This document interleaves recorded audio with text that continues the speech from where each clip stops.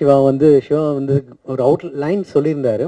சிவா அவரு சொன்னதை விட ரொம்ப எக்ஸைட்டிங்கா எனக்கு இந்த ஸ்கிரிப்ட் லைனை வந்து பாண்டியன் அவர் தான் நரேட் பண்ணாரு.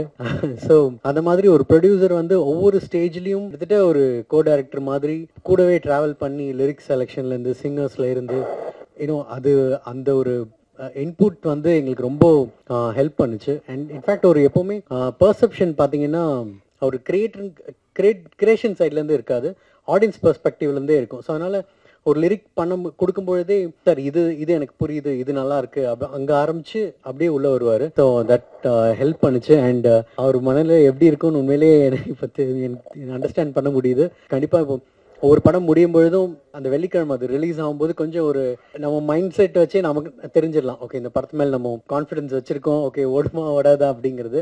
பட் ஆனால் இப்போ நெக்ஸ்ட் வீக் ரிலீஸ் ஆகுது, கொஞ்சம் ரிலாக்ஸ்டாக இருக்கேன். ஓகே ஏன்னா அப்படின்னா ஓகே தட் மீன்ஸ் படம் நல்லா வந்திருக்கு. And thank you sir. அண்ட் சத்யம் சிவா அவர் கூட பேக் டு பேக் நாங்கள் ஒர்க் பண்ணுறோம். இவன் ஆண்டனி சொன்ன ஃபேஸ் நான் பார்த்ததே கிடையாது. ஏன்னா என்கிட்ட எப்பவுமே ரொம்ப சாஃப்டாக பேசுவார். பட் ஆனால் என்னோட இன்ஜினியர் பார்த்துருக்காங்க.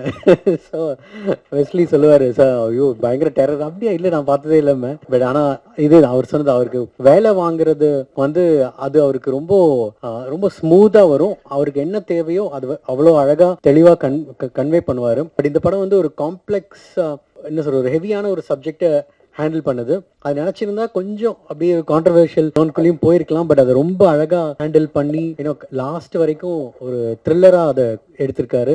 அண்ட் ரொம்ப நல்லா வந்திருக்கு.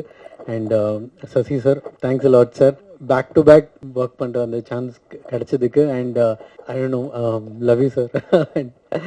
ஸோ அண்ட் எல்லாருமே ஆர்டிஸ்ட் எல்லாருமே ரொம்ப நல்லா பண்ணியிருக்காங்க.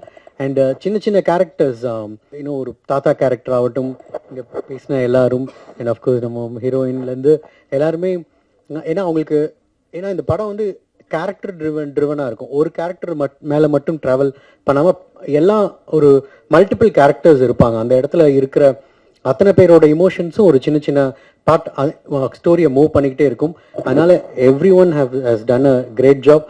And technician, editing and cinematography, I have to tell, சில இடத்துலலாம் எப்படி நீங்கள் கேமரா வச்சிங்க லைட்டிங் வச்சிங்கன்னு எனக்கு புரியல. Because it's a big challenge. நல்லா பண்ணியிருக்கீங்க. And lyrics writers, thank you. எங்கள் டீம், என்னோட ஐ எம் ரியலி ஹாப்பி இந்த இடத்துல சாங்ஸ் எப்படி வந்திருக்குன்னு. அண்ட் ஸ்னேகன் சார் இல்லை, அவர் சார்பாகவும்